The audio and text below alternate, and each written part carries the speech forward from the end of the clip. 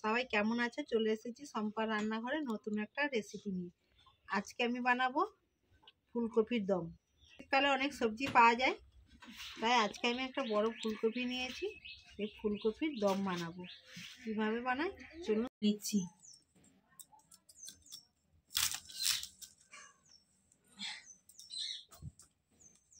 গামলায় জল নিয়ে নিয়েছি।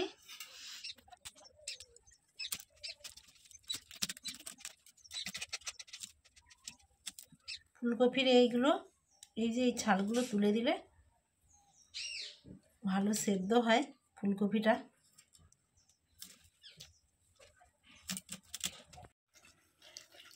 ফুলকপিগুলো সব কেটে নিয়েছি। ফুলকপি কাটা আছে, এর মধ্যে 2 চামচ নুন দিয়ে দিচ্ছি। পোকা মোকা বেরিয়ে যাবে। ফুলকপিটা জলের মধ্যে 10 মিনিট ডুবিয়ে রেখে দিচ্ছি। আলুটা প্রথমে ছাড়িয়ে নেব।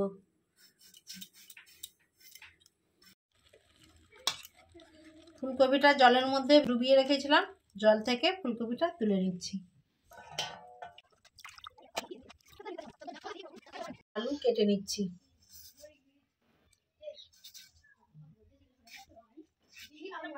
দেখুন বন্ধুরা, এরকম করে আলু কেটেছি। আলুটা কেটে নিয়েছি।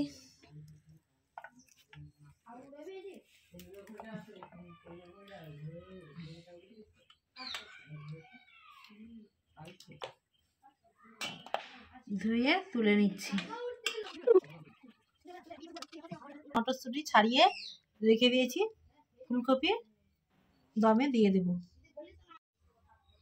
টমেটো কেটে নিচ্ছি। টমেটো কুচি দেব, তাই টমেটো কেটে নিচ্ছি।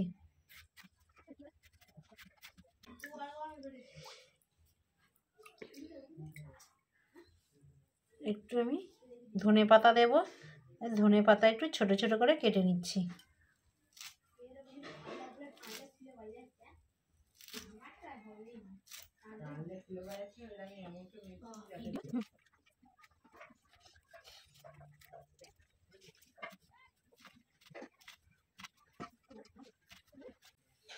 কাঁচা লঙ্কা চারা দিয়ে দেবো।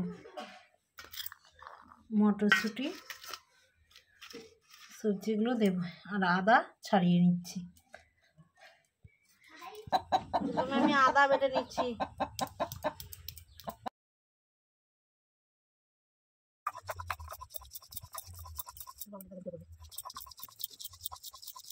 আদা বাটা হয়ে গেছে, এবার তুলে নিচ্ছি।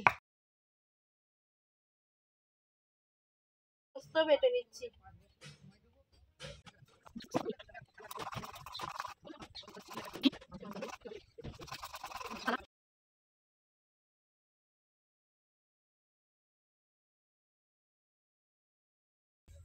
পোস্ত বাটা হয়ে গেছে, তুলে নিচ্ছি।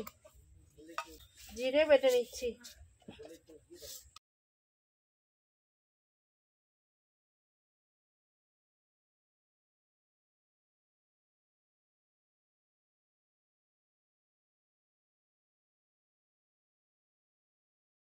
তেল দিয়ে দিচ্ছি। ফুলকপি দিয়ে দিচ্ছি। ফুলকপিটা প্রথমে ভেজে নেব।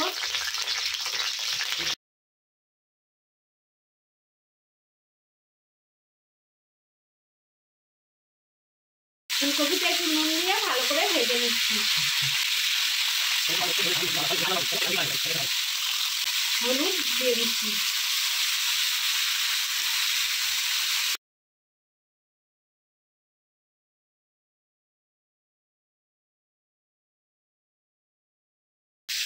ফুলকপি ভাজা হয়ে গেছে, তুলে দিচ্ছি।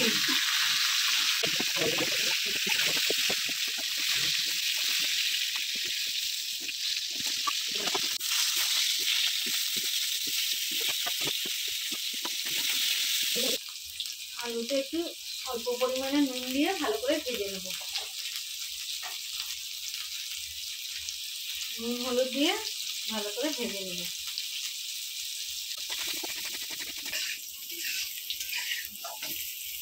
আলু ভাজা হয়ে গেছে, নামিয়ে নিচ্ছি।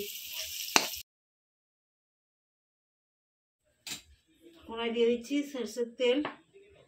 এবার মশলা কষিয়ে নেব। 5 ফোড়ন, তেলেতে দিয়ে দেব গোটা গরম মশলা, তেজপাতা, কাঁচা লঙ্কা চিরা দিয়ে দিচ্ছি,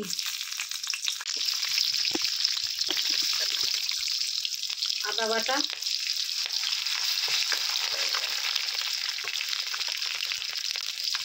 1 চামচ হলুদ গুঁড়ো, 1 চামচ লঙ্কা গুঁড়ো,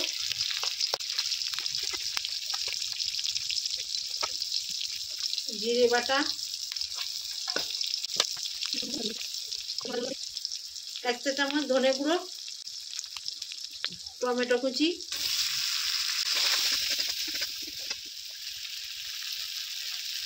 স্বাদ মতো নুন, 1 চা চামচ পোস্ত বাটা।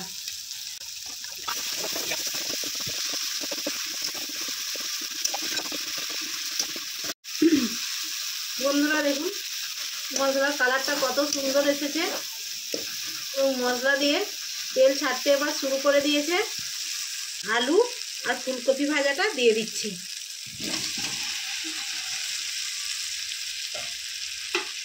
মটরশুঁটি ছাড়িয়ে রেখেছিলাম দিয়ে দিচ্ছি, নেড়ে চেড়ে নেবো মশলার মধ্যে ভালো করে ফুলকপি আলুটাকে।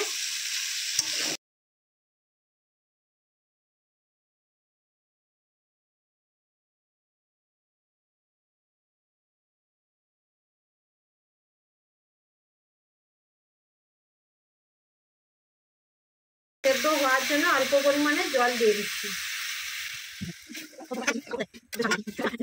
সেদ্ধ হওয়ার জন্য 15 মিনিট ঢেকে রেখে দিচ্ছি।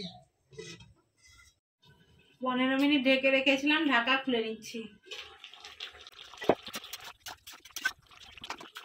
আলু সেদ্ধ হয়ে গেছে। নামানোর আগে একটু সবজি মশলা দিয়ে দিচ্ছি,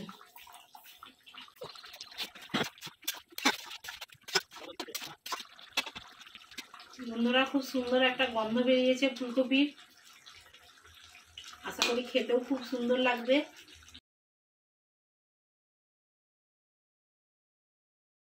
সবশেষে একটু ধনেপাতা দিয়ে নামিয়ে নেব।